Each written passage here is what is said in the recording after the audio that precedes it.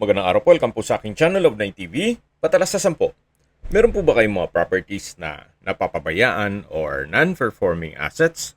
Plan nyo yung ibenta, pero wala kayong oras pagbenta nito. Kung ito'y pagkakatiwala nyo po sa amin, tawag lang po kayo sa aking numero, usap po tayo, gawan ko po ng video for free. Yes, libre po, wala po kayong babayaran.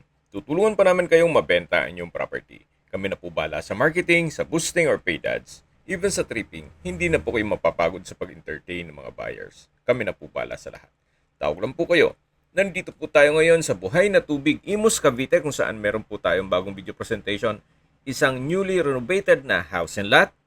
May lot area po ito na 50 square meters at may floor area na 100 square meters more or less. Ito po'y titulado, buhay po ang may-ari, kaya wala po kayong maging problema sa documentation o sa transfer ng title.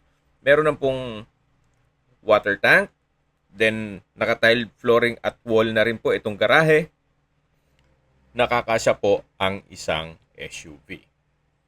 Then ito po yung main door na may aluminum screen door. Then meron na rin pong window type aircon.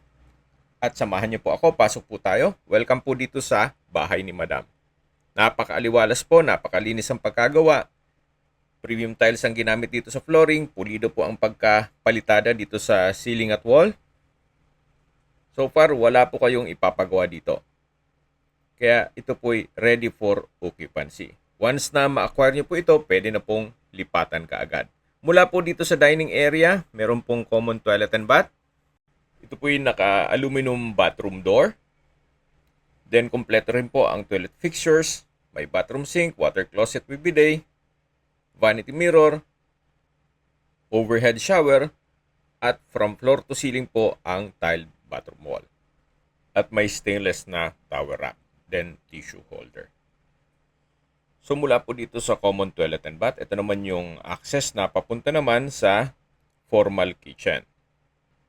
May kitchen countertop, stainless sink with faucet, modular kitchen cabinet, and drawers, then storage ng kitchen utensils.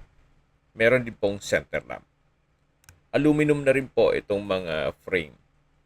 So malaki na rin po ang nagastos dito ni owner sa pagkabili at pagpa-renovate nito. At mamaya po sa dulong parte ng video, pag-usapan natin ang presyo nito. Meron na rin pong range hood. Then ito po yung drawer at sa baba po yung storage ng kitchen utensils. Ito naman po yung service area o laundry area. Meron na rin pong faucet at outlet para sa washing machine.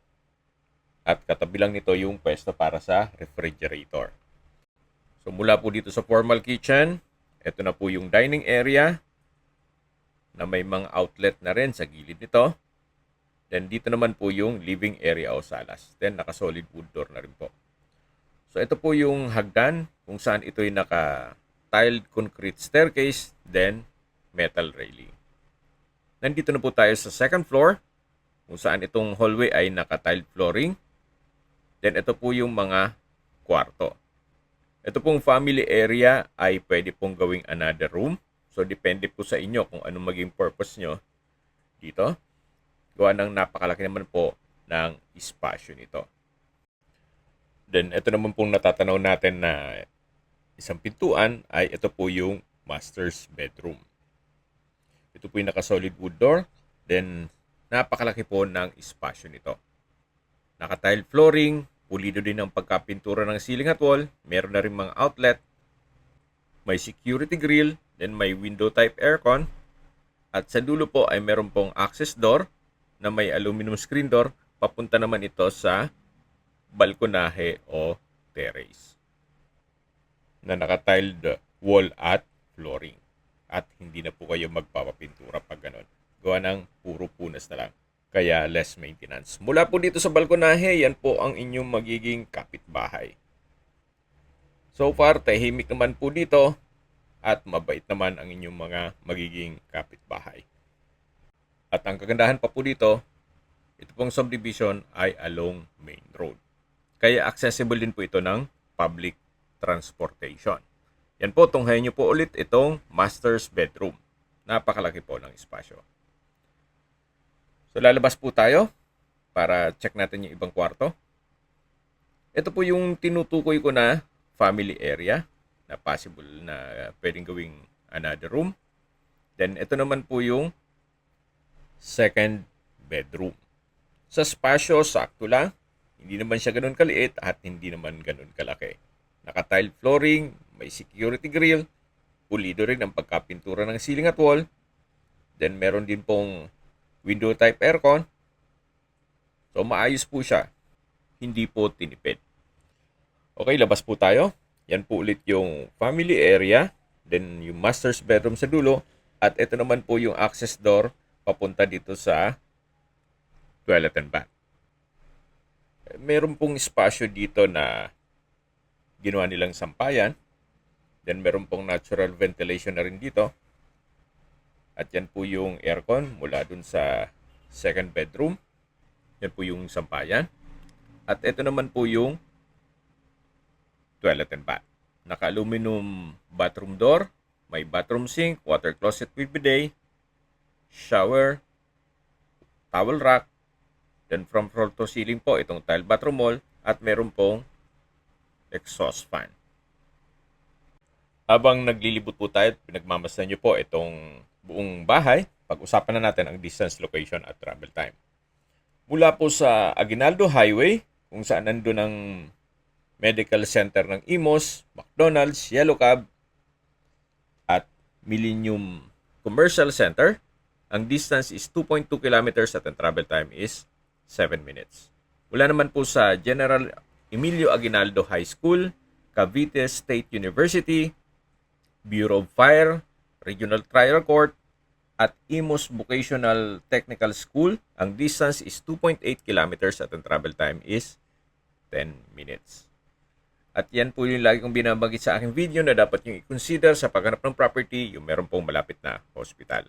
Hindi ko naman po sinasabing sakitin kayo, yan naman po for emergency purpose lang naman. At mula naman po sa Robinson Supermarket, Buhay na Tubig, ang distance is 1.1 kilometers at ang travel time is 5 minutes. Mula naman po sa City Mall, Anabu, ang distance is 5.8 kilometers at ang travel time is 17 minutes. Kung manggagaling naman po sa Manila o sa airport, ang distance is 18 kilometers at ang travel time is 46 minutes. Okay, sa presyo na po tayo. So gaya po ng nasabi ko sa inyo, yung kabilahan nitong bahay at yung pagpa-repair ni Madam ay palugin niya ng ibebenta. So mabenta lang kaya nang hindi na rin niya kailangan ito. So binebenta niya ito sa halagang 3.7 million pesos net. Ibig sabihin, si buyer na po ang sasagot sa lahat ng taxes at expenses with regards to documentation. Well, opinion ko lang po, para sa akin, fair deal na rin po ito. Gawa ng wala na po kayong ipaparepair at affordable po siya.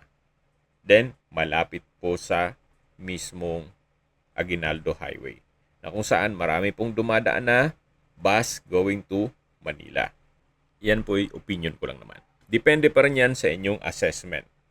So, ang gusto po ni owner ay cash basis. Ayaw po niya ng papasok nyo sa financing gaya ng Pag-ibig o bangko. Kung may mga katanungan po kayo, tawag lang po kayo sa aking numero. At sa mga kababayan naman natin na sa ibang bansa, meron po akong Telegram. Sa mga iPhone user naman, may iMessage. Meron din pong Imo, Skype, Viber at WhatsApp.